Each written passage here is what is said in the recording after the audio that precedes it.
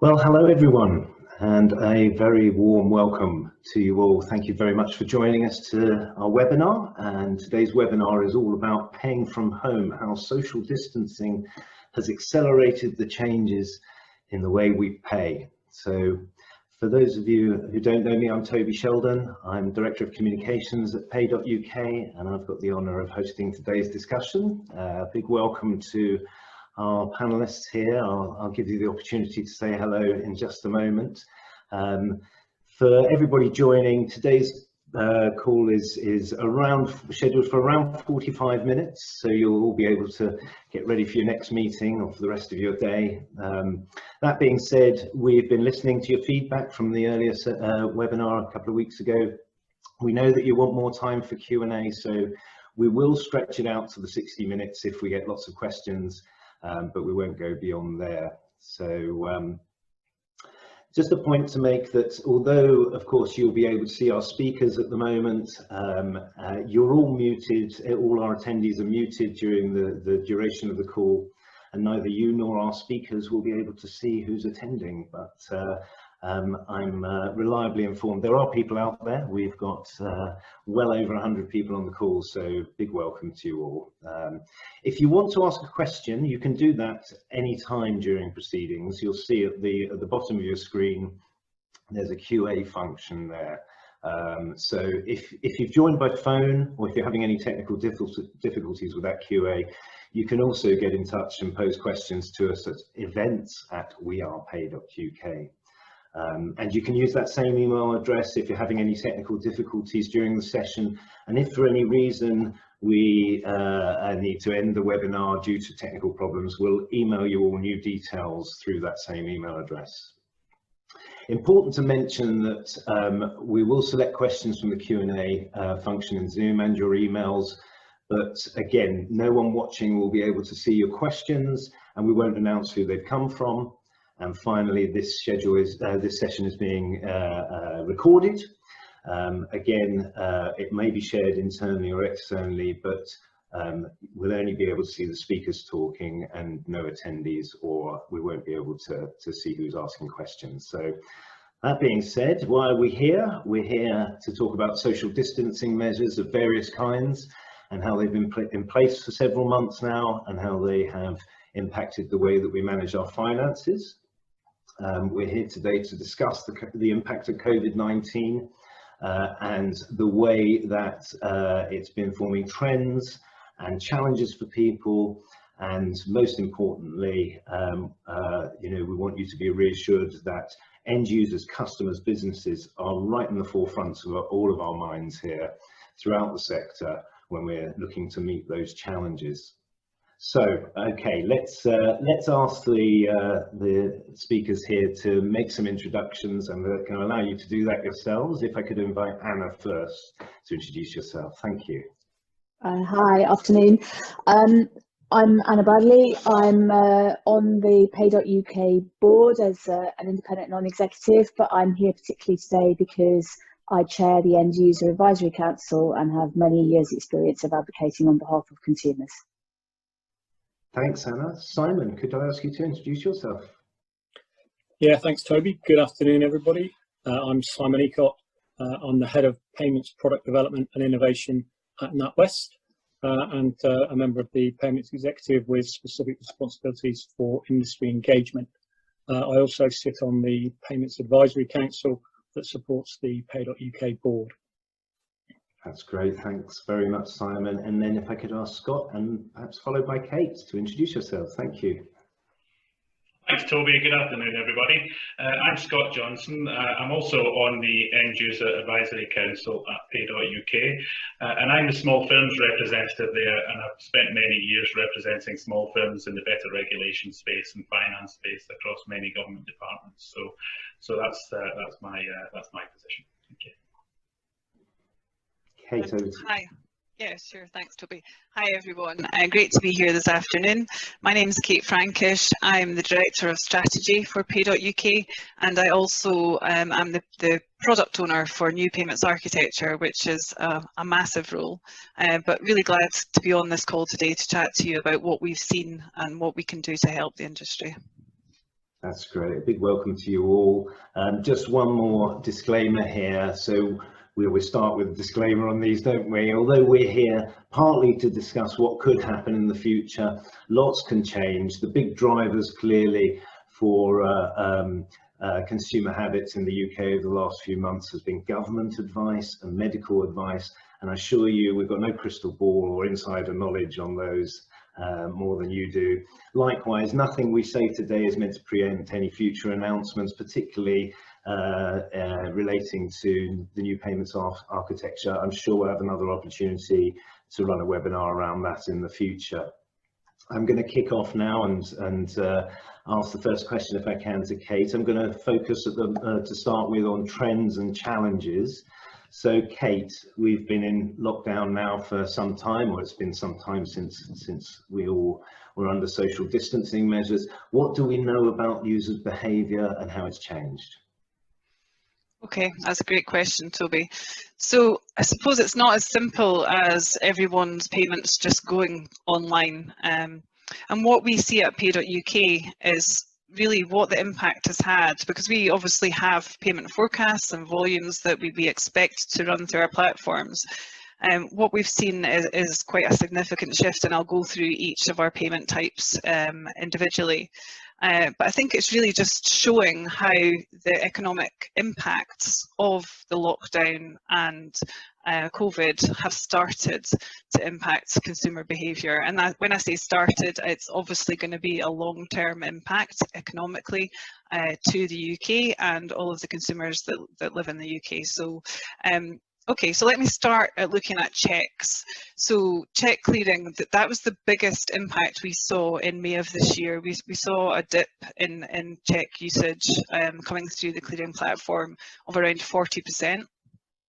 What we have seen since then is a gradual increase, and now check volumes are targeting about 10% of where we would normally expect to see them at this time of year. And that's even with having the image clearing capability, because some customers can obviously process a check via a photograph that they can take from their mobile device, so that's socially distancing, that's fine. But other customers may not have access to that capability and do still have to go into a branch to hand in the check and have that check imaged and passed through. So that we expected to see that fall. And we expected to see a recovery, which we are seeing today.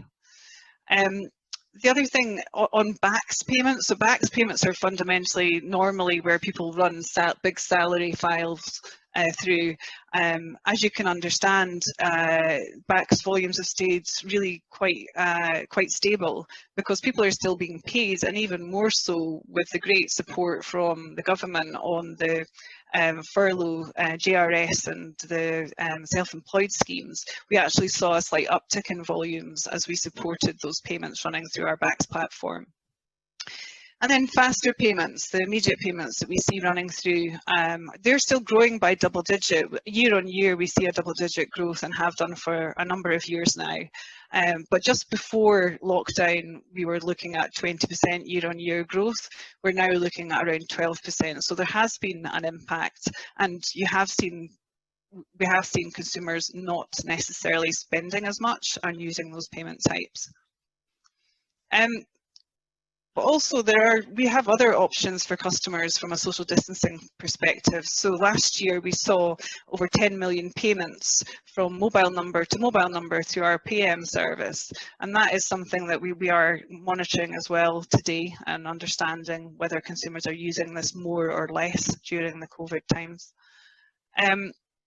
And then obviously we have things like direct debits and the switching service, which have slowed, well, certainly the switching service has slowed down, and you would expect direct debits to slow down as people's things like gym subscriptions have been put on hold by gyms for a period of time. That is about to restart again. I'm delighted that I'll be able to go back to my gym next week, hopefully. So yeah, we're seeing ups and downs, and it's all driven by either consumer behaviour and lack of willingness to actually spend money, which you can completely understand because everybody's much more worried about their finances at this point in time, or it's by the changes that have been put in place by companies such as gyms, etc., who have done a great job in suspending taking payments through this difficult time. So what all these methods have in common is that they're primarily they're digital. And the decline in cash has been huge over this period of time, even more so than we have been seeing over the last few years. And a huge increase in contactless capability through lots of different routes, through the contactless card, through Apple Pay, Google Pay, etc. And what we're seeing is an accelerated trend towards these type of payment types. One thing that was really successful during the start period of the COVID lockdown was the change in the contactless limit that the industry drove from £30 to £45 to allow a wider group of payments to go through that method. And that was done in a matter of weeks, when normally a change like this would take a matter of months to get through. So that it was good to see the industry come together and make that change happen. But as Pay.UK, the big question for us is how do we support the wider payments market to meet the challenges and harness the opportunities that this acceleration creates. But the other thing we've got to consider is the gap between the haves and the have-nots. And we talk about this with Anna and the End User Advisory Council consistently, because digitisation is great, and it's great for those consumers who are comfortable with digitisation, but it's not so great for those who are left behind. And what we have to make sure is that we provide choice, and that's something we work very hard with the End User Council and within our own design process to think about for the future. How do we make sure that what we provide can be used in lots of different ways by end users?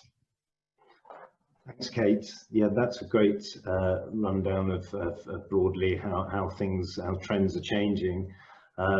So let's turn to Anna then. So Anna, you know, both in your professional role and your role as chair of the End User Advisory Council, the customer and end users clearly at the forefront of all of your thinking. What's the impact on the ground?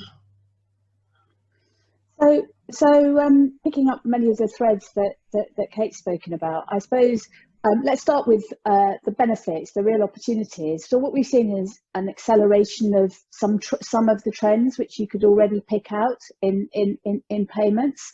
And on the upside, I would say that the benefits have been this real opportunity for those who are more comfortable with electronic payments to go fully digital.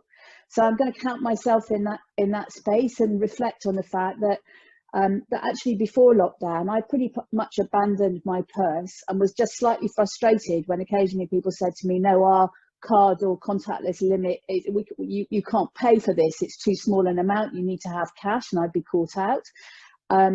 So lockdown has meant that those limits on card payments have been, lower limits on card payments have just gone, because everyone was keen to have contactless and no cash handling. So that was a real step forward from my point of view. And the second thing was that actually I used to carry my phone and a card wallet. I abandoned the purse for cash. Actually, during lockdown, I pretty much abandoned the card wallet. I'm just using my phone, which has a number of different payment apps on it. So I go out confident that I've got that one thing and I can do anything I want. And frankly, that's a real bonus. And I think for people who feel comfortable in that environment, it is a real bonus. But as Kate says, we live in a world of increasingly, this has just kind of increased the gap between those who feel comfortable with that world and can deal with the consequences, and those who either feel uncomfortable, and we know there are many, you know, older people are particularly in that bracket, but also people who are having to manage their finances much more carefully, frankly, than I probably have to, and that means that even for those who are digitally connected and like contactless, actually the challenge of keeping track of all these micro payments that they are using contactless and other digital payment forms for, and working out what that means for their finances so that they continue to be in charge of them is really difficult. Put that together with the fact that we know that for some people, lockdown has increased the financial challenge really substantially. People have been taking advantage of mortgage holidays, have been negotiating rent sort of reductions or temporary halts on rent payments. So people are storing up financial difficulties for themselves, perhaps, and also having to manage much more micro level their everyday payments, and that makes it much more difficult. It's much more difficult for people to do that in this purely digital world. You don't have the same sense of, you've got 20 quid in your purse. When you get to the end of 20 quid in cash, you know that you've reached your limit. It's not the same with cards, and that represents a very significant challenge. And I think the issue for us and for payment providers is how we can get ahead of that curve, because this has happened so fast, and make sure that we have the right sort of tools to help people manage their finances in this digital world. Request to pay is going to be a key thing in that sense. We've launched the standards. We need people to really adopt it so that consumers can take advantage of that in order to manage their finances. But there are lots of other tools that we all will need in order to manage this different sort of budgeting world.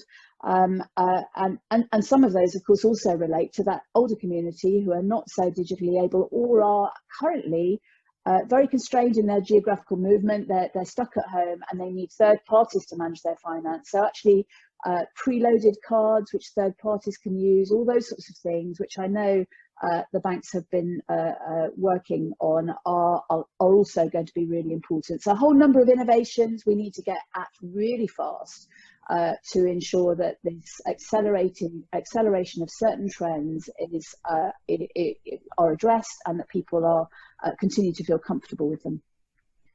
Thanks, Anna. That's really interesting. And so, businesses are a large part of the end user sort of landscape for us as well. Let me come to Scott. Scott, about the business community, what's the situation? Is it similar? Well, thanks, Toby. I think broadly, yes, there is a lot of similarities. I think in some ways, particularly the SME community does mirror the rest of society. We have what I would call the early adopters, the people who adopt technology readily, and we have many businesses that are quite frankly digitally challenged. And in the last 3 months, you've seen everyone from small paper shops and the local sandwich shops scrambling around to try and get a PDQ machine fitted to try and accept contactless payments in a way that they haven't been forced to do before. So I think, for me, businesses trying to adapt to the consumer's change in behaviour. So the consumer has been driven into this contactless digital world, and unless the business reflects that, then they're left aside and the business goes elsewhere. So it's in their interest to try and keep abreast of these trends, and I think that's been an uphill and a big acceleration in that curve towards keeping up with the consumer's change in behaviour. The other thing that has really changed is businesses in the last 3 months have become, and I've got personal experience of this, become quite dependent on different cash flows in the way that they have before, and cash has become constrained in lots of business. So the way that business reaches out to its consumers, the way that it communicates with people when payments move into a digital world is actually quite different. So things like RTP, as Anna rightly mentioned, is a useful way forward for us to communicate with the customer in a way that keeps cash coming in, because we've had a fallow period of 3 months where incomes have been, quite frankly, much reduced.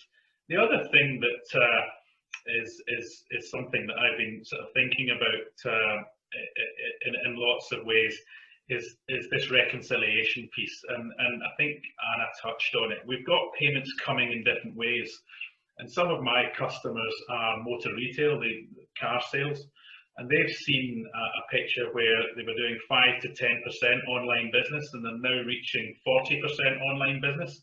And all of those payments have previously been coming in through the local branch, so paid, easily reconciled.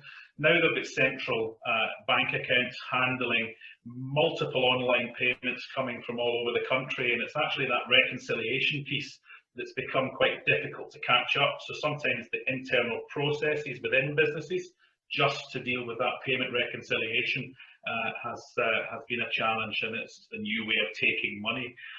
The other thing, of course, that we see is the move to sort of a frictionless payment system where actually the consumer isn't actually involved in making the payment at all.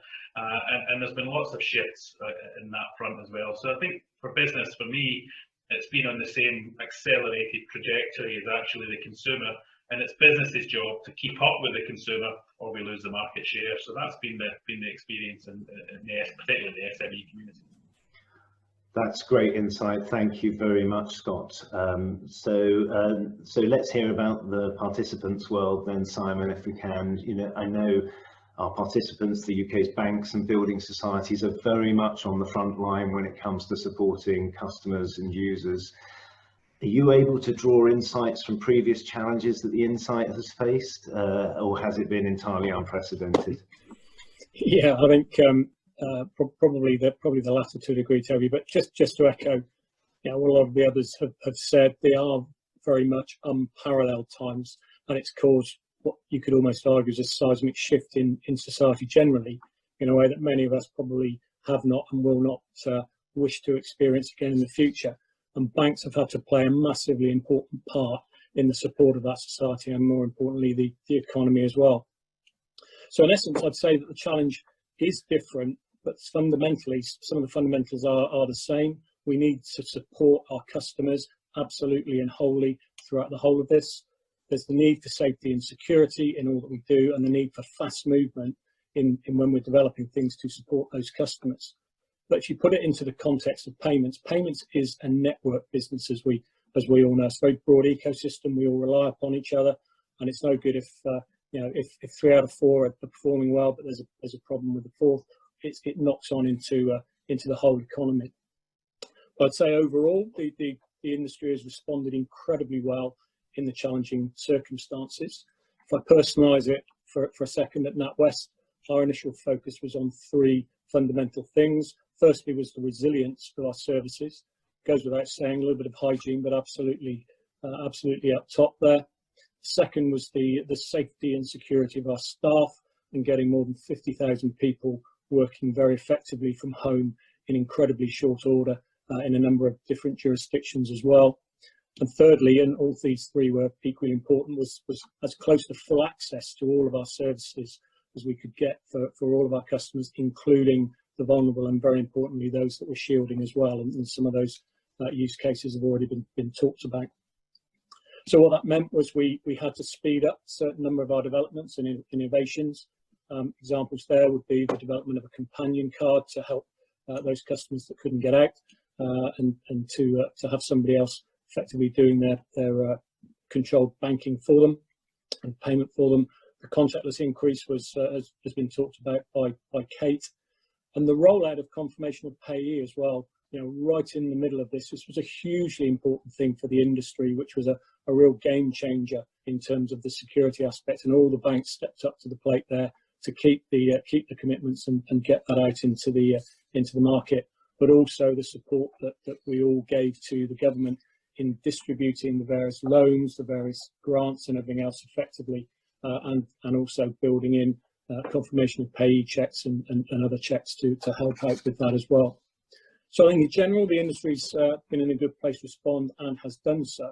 But for me, the trick going forward is to take the essence of what we've done, the speed with which we've reacted, the real focus on support of every part of the economy, and build that into the way that we approach our future challenges. Thank you, Simon. Thank you. Really interesting. So, look, we spent the first part of this talking about trends and challenges. Particularly when we talk about challenges, clearly this has been a negative impact on many people's lives. But we need to remember, of course, that crises like these throw up opportunities for innovation and progress. I'm going to turn to Kate again. Given the trends and the challenges that everyone's been talking about, tell us more about how Pay.UK is planning to shape the next generation of user services. Yeah, sure, Toby. So obviously we are developing the new payments architecture, which I'm not going to go into loads of detail on today, but the ISO 222 standard that we will use to allow messages to flow through the new payments core, that standard will be able to hold much richer sets of data. And that's where we see a big opportunity for the market to use that data. So for the payment initiator at one end and the payment initiator at the other end to have access to that data and to build new propositions on the back of that data. So we're starting to talk to participants and other market innovators about what might that look like, how can we help. We would not develop and deliver those services, but we will enable them through the ISO standard. And that's something we've been speaking a lot with Scott and Anna and other members of EUAC in the last year on what would be the good use cases and how can we bring that to life. So what we don't want to do while we develop the NPA is stand still though. There's still plenty to go after in the innovation space. And we focus on things that are potential detriments in the market. Where should we step in and help move forward? So some of the things that we're working on just now is, one is the next phase of confirmation of pay. We're speaking to participants and users of that service to understand whether we move forward with phase 2, which will focus more on additional capability for building societies and accounts that, for example, pay customers' credit cards, making the confirmation of pay service work for these type of activities. Request to pay, we're obviously focusing on that and understanding who's taking up the service, how can we help the market use request to pay more actively. It's just been launched at the end of May, so it is very new. And also, you know, check imaging, we also have been working with the industry recently to increase the capture limit where appropriate from £500 to £1,000 as well. So there's lots of activity ongoing. And then the key thing for us is collaboration. We're a relationship business. We need to make sure we understand what end users want as well as what our customers, our participants want and need. So one of the things that we're really excited about and we'll launch externally later this year is our new innovation portal, where we will be able to speak to a wide number of market innovators, gather ideas and work together through that innovation portal to understand what are the next challenges that we need to be considering in the middle. How do we help catalyse that, and how do we facilitate change? Thanks, Kate. All exciting stuff. So for our attendees out there, I've noted a couple of acronyms we've been using along the way. RTP, request to pay. If you hear us say COP, confirmation of pay, and EUAC is how we shorten the End User Advisory Council. So Scott, maybe I can turn to you then. Putting aside your role on EUAC, the End User Advisory Council, from a business perspective, what would you say the opportunities are? Well, I mean, Kate touched on one, that ISO 20022 is really important, because what I was talking about previously on reconciling all of these payments coming into central accounts is really quite challenged at the moment because of the amount of information a payment can carry. So actually increasing that information flow makes things much easier for business to operate effectively in this new digital world. So I think that's really important.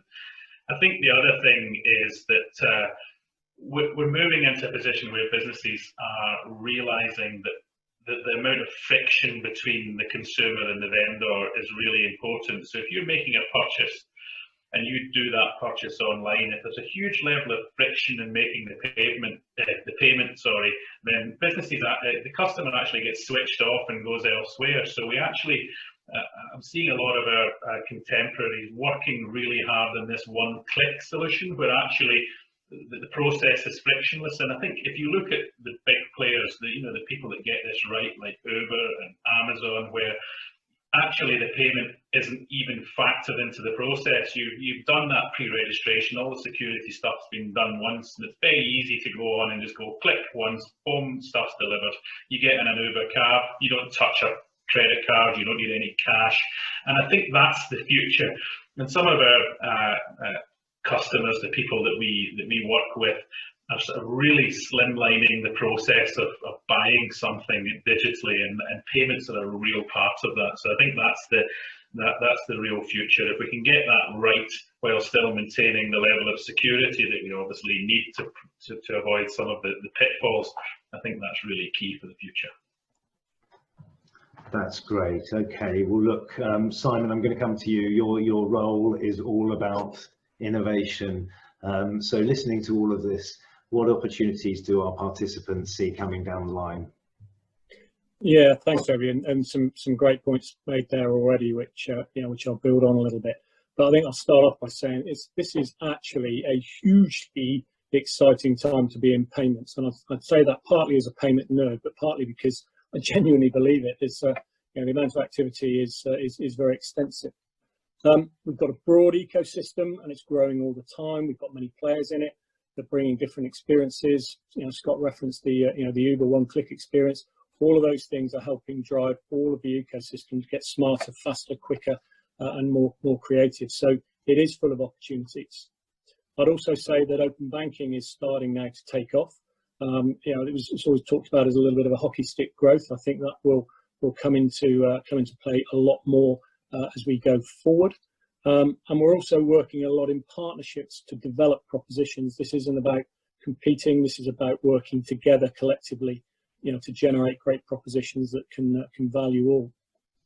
I think with confirmation of payee, mentioned it previously, but that's shown how impactful we can be by building what I think are referred to as overlay services, using open banking services, allowing the participants to develop their own capability, but having some core standards within it, and that's had a real impact. And it's shown that we don't need to wait for the new payments architecture to do a lot of this innovation.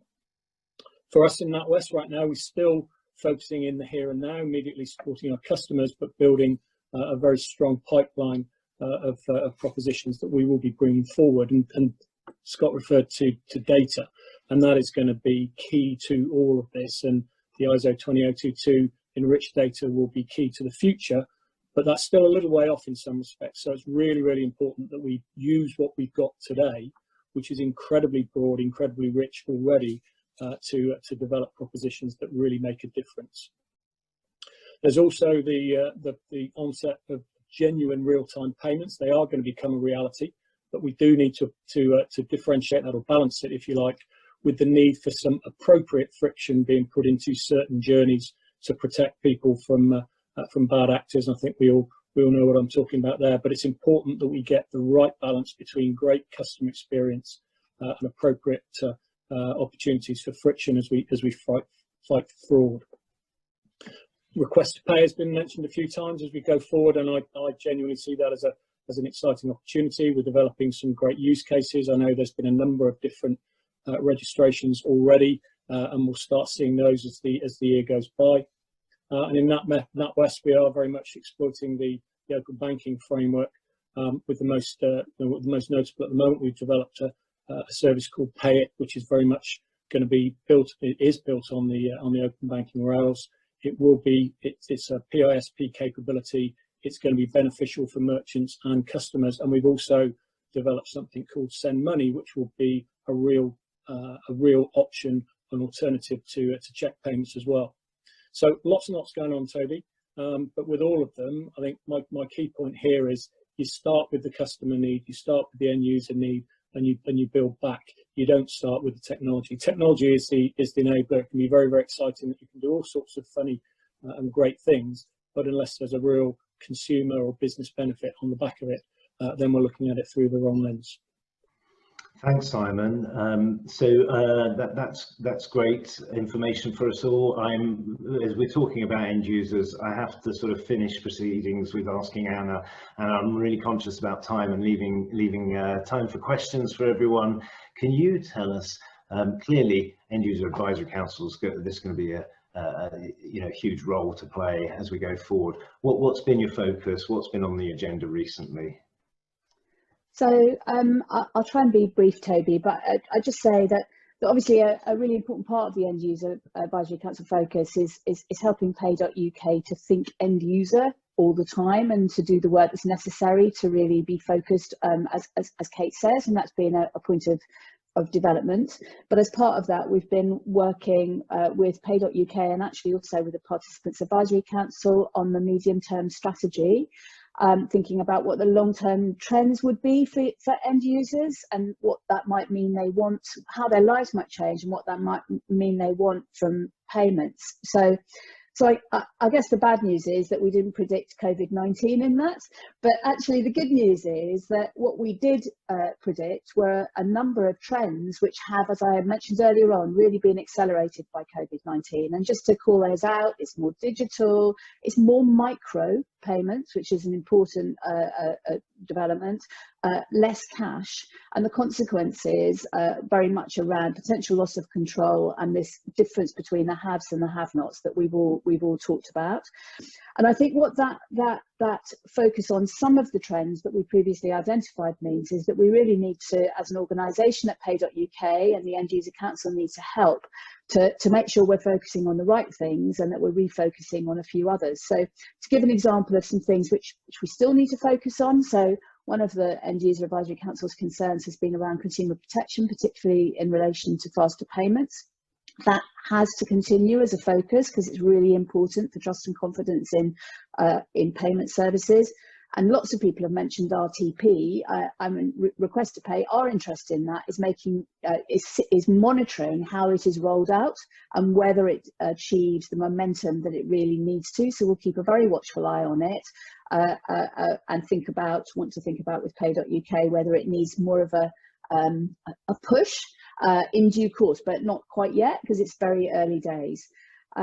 Second set of things, though, that we probably need to think a bit more carefully about in this context, particularly around the haves and the have-nots. And so there's a question I see in the chat room about open banking apps for budget management, for instance. Do they exist? I don't know, but that's the kind of thing which the End User Advisory Council will want to be asking now. And it's not for us necessarily to do anything about that other than ask, if necessary, that Pay.UK reflect on its market catalyst role, its role to develop an ecosystem to try and ensure that if that's a strong user need, that there are people out there who are responding to it if it's not happening naturally as a result of demand. So some continuity, but some need for reflection and potential new focus is what I would expect for our work over the next period. That's great. Well, thank you. Listen, everyone, thank you very much for the contribution to the discussion. We're going to go to questions very shortly, just so as to give all of our attendees a little bit of time to muster up their questions and send in. I'm going to use just a minute just to say that it is the start of the conversation. We are here as an enabler of the conversation.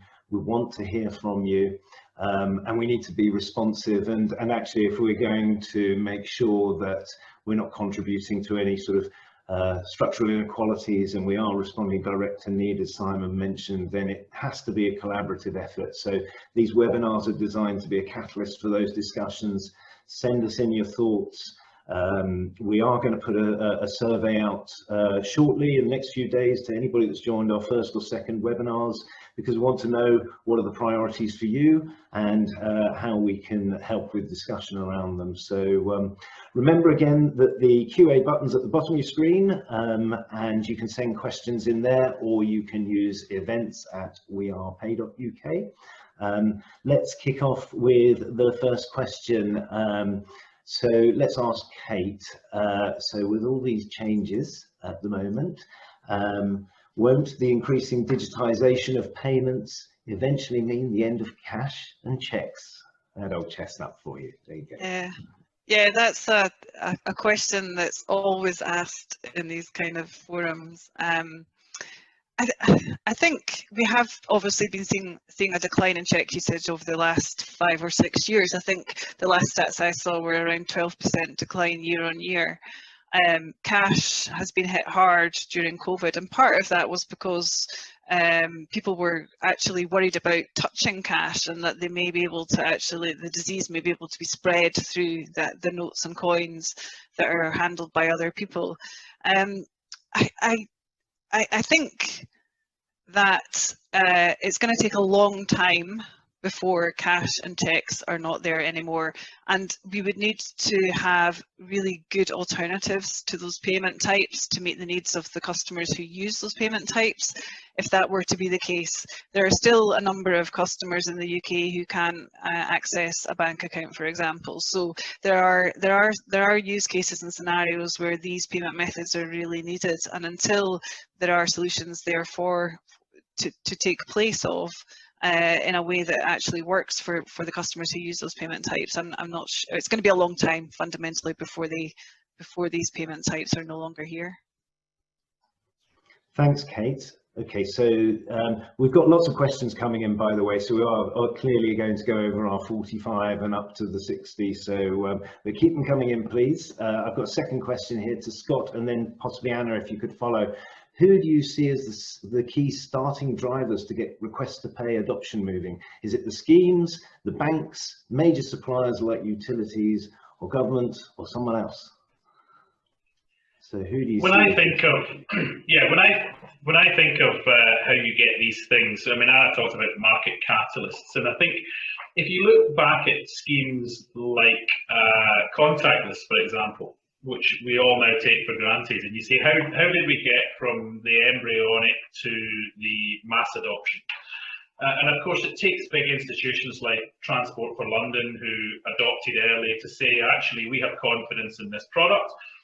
We're going to underwrite that level of misuse that we might expect, and we're going to roll this out to the marketplace. And when you get these big early adopters, then others follow, and it's exactly like we were discussing earlier. You have the early adopters, and you have the people that lag behind. So I don't think you need to mandate these things. I don't think we need to impose RTP on business or on the consumer. But I think early adoption and getting in a position where it becomes mainstream, and that might well be for RTP through organisations like public utilities, gas boards and electricity boards, for people paying utilities. And actually you get that level of buy-in, it becomes normalised, people see the benefits, the consumer sees the benefits, the business sees the benefits, and it starts to extrapolate. So I think that's the way forward for me. That's great. Anna, do you have some thoughts on that?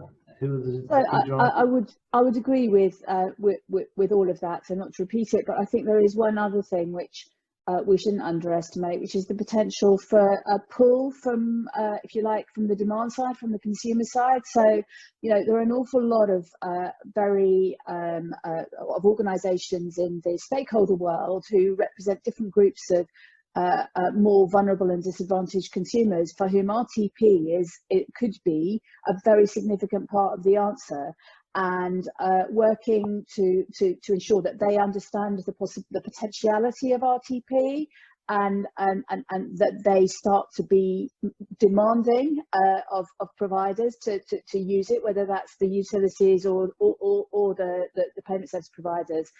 I think is another thing that we could usefully do from the centre, if you like, just kind of orchestrating a bit of this conversation and helping people to put a bit more pressure into the delivery of RTP. Thanks, Anna. So I've got a question here I think I'm going to pose to Simon. Do we need to give more help specifically to vulnerable and elderly consumers across the UK to move off cash and enjoy the benefits of digital that others now have? Yeah, I think that the short answer to that is yes, of course, and will always be sort of front and central to any relationship driven organisation.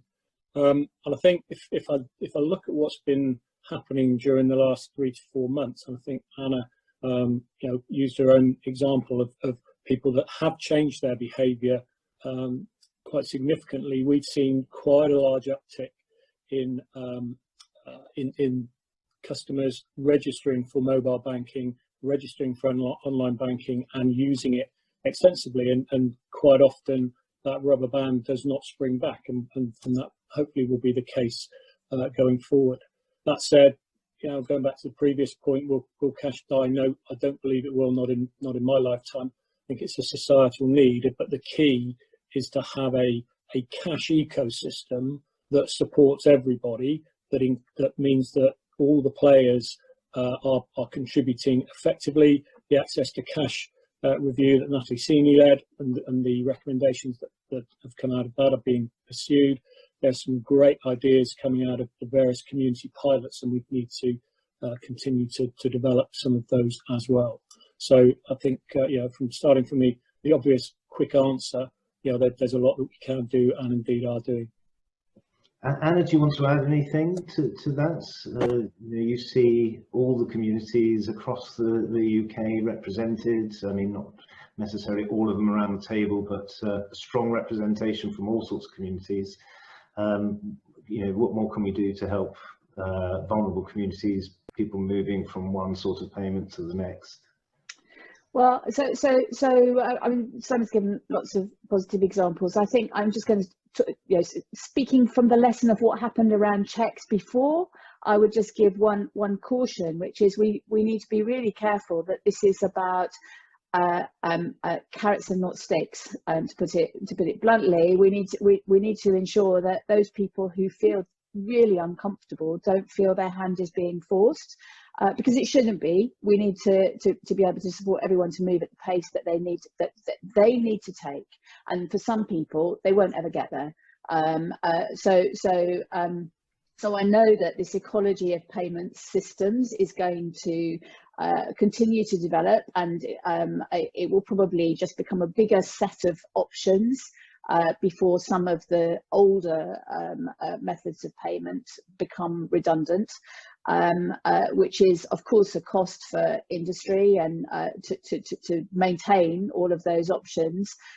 But I think in the interest of inclusivity and on the basis of the learning from what happened around checks when people felt it was just going to be shut, we need to be really cautious about explaining this in the right way. Yeah, that's great. Thank you very much, Anna. So Kate, we've spoken about the innovation portal.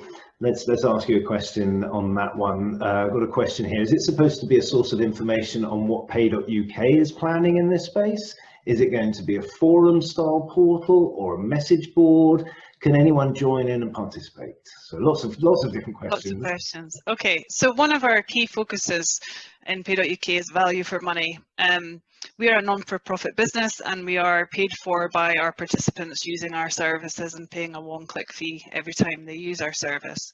So we are very cognizant of the fact that we need to be innovative and have an innovation function, but we're not going to have a whole host, like a large team looking after innovation. So we've got a very small but perfectly formed innovation team within Pay.UK. And the reason that we've chosen to use an innovation tool is to allow us to get the wider reach with a small team. So there's three uses of the tool. The first one is collaboration. So we do a lot of collaboration today with our participants, with our councils, with affiliates, with other groups, but they're always, or they have been traditionally London-based. The innovation portal allows us to stretch out right across the UK, and people don't necessarily have to travel to speak to us. They can do that through the portal, as well as things like webinars, which will obviously become more frequently used by us. So that's the first thing. The second is the wider reach. So we will be looking at where there are problems in the market, where we think we should be doing something, and we'll be setting challenges through the innovation portal to a very wide group of innovation companies within the UK. So that gives us the chance to get that message out, set a challenge, get them information in, and decide what we can do with it. And the third one is a knowledge base, and that's really what we are doing at Pay.UK. The research that we've done, the thought leadership papers that we have pulled together and have published, so that anybody can come in and have a look at what we're doing as an organisation and make sure they're up to speed. So there's three broad uses. And can anyone join? Yes, there'll be a process and we'll be publishing what that is, but yes, it's supposed to be a wide access portal so that we can spread the word and get information in the most efficient way possible. That's fantastic. Innovation in play already. Fantastic. So, okay, another question here for Scott. Does the panel see any risks for particular customer groups in the increasing use of one-click purchases, as you mentioned before, Scott? Yeah, I think for me, places extra responsibility on business to be ethical in this whole process, because if you go back to the pre-digital age, the person has money in their purse or wallet, and that is there to be spent, and they know how much is there, and they know how much they need for the basic essentials and how much is discretionary. When we remove all of that physical world and go into the digital world, I look at how this is well developed in certain sectors, like the sector that I know in the motor trade, where actually before you sell someone something, you make sure that they are, if it's a Section 75, that they're credit worthy, or you make sure that they can afford to spend. If you take the other big extremes like the gambling sector, where it's now all becoming very digital, it's very easy to spend money, we see the whole of society saying to this industry, you must take some responsibility for this frictionless ease of spend as a business. So I think to protect vulnerable consumer groups, I think business has to take much more responsibility in how they sell and what they sell, and making that transparency piece. And I think sometimes what we've looked at in RTP allows us to bring a level of transparency to people's spend, so that the consumer has transparency, but also that the business has that level of transparency, and there's a communication line between the two. So I think there's things that can be done, but it's a space that needs development, I think. Thank you very much, Scott. I think we've got time for a couple more here. I'm going to ask Simon this question. Will banks, well, clearly banks, will banks relax their rules and standards around to allow stale checks, which are over 6 months old, to be processed? Bearing in mind some people won't have been able to go to branch and can't use image clearing. I can't give you the full up-to-date position, because I think it's been discussed in the check company, but I mean, the short answer is we need to look at that clearly. If we've got customers that haven't been able to pay it in, then we need to be looking at that. But I can't give you the complete current position, but certainly under review. Thanks, thanks very much, Simon. That was a difficult one for you to speak on behalf of all of the industry there. So, which is, one of the reasons we're here to help those discussions. So. Okay, so final question here, if I can just refer to all of you. Technology is moving at remarkable pace, offering new digital banking models for businesses and consumers. What are the panel's thoughts on the future of payments in the cloud compared to legacy systems largely built on monolithic architecture? So I'm reading these as we receive them. This is about cloud and banking services. Yeah, do you want me to take that first, Toby? Yes, please, Kate. Thank you. Yeah, I suppose Anna touched on earlier, the growth of micropayments. So many more small payments are being made. And if AI really takes off in the way that has been talked about for some time, with things like having your Hive in your house, or a fridge that, when you take the milk out, will order your next bottle of milk, then you can see more small payments happening more frequently. And to allow that increase quickly in volume should uptake, and have spikes of volume at different times that we can't necessarily predict. I think it's really important that cloud is considered as one of the ways to host payments going forward. On the other hand, we also have to think about security, but the security aspects of cloud and the thoughts generally across the industry are changing, and with our regulator are changing. So we'll do what is best from the point of view of making sure we have the scalability, but also always having the security aspects there as well. So there's a good balance to be had. Certainly that's something we are considering through the development of the new payments architecture, as you would understand. Would anyone else on the panel like to add to that?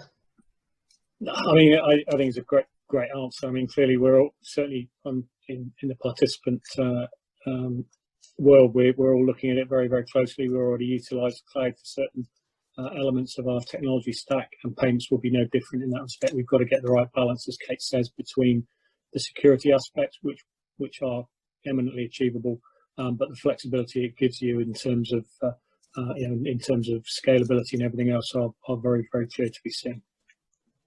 Scott, did you want to say anything, Scott? Just one final one. I mean, for me, I remember in this building here when, you know, we did the first card holder not present payment, and actually not having the person in the building to make the payment was a big thing. And I think, as Kate alludes to, I think where we'll end up is actually the payment won't factor at all. It'll be this virtual world where you walk around, even in a physical retail experience, not online. You will walk around, you will scan stuff, put it in the basket, and the payment, you walk straight out the door, the payment will be made behind the scenes. So I think that's the world that we will move to, that incremental digital payment world, where actually it's the end of physical invoicing or physical payments.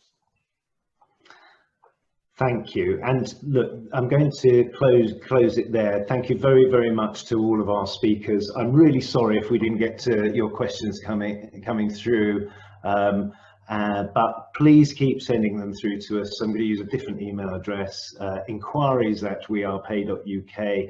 If you want to sort of evoke any further discussion there, please do.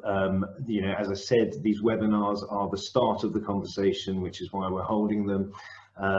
We are going to run a quick and easy industry survey to all of our attendees on COVID-19 and what your priorities are for the coming months, and we're about to launch that soon, so please keep your eyes open for that. We're hoping that you're leaving the webinar now feeling informed about how payment habits are changing since we've had social distancing measures in place. What are the challenges that different constituencies are facing, and also what are the opportunities for accelerated sort of innovation going forward. Look, you can keep up to date with this conversation and news and more on our website, wearepay.uk. You'll see at the bottom of the web pages, you'll be able to link to our LinkedIn pages, and our social media and Twitter handles are down there.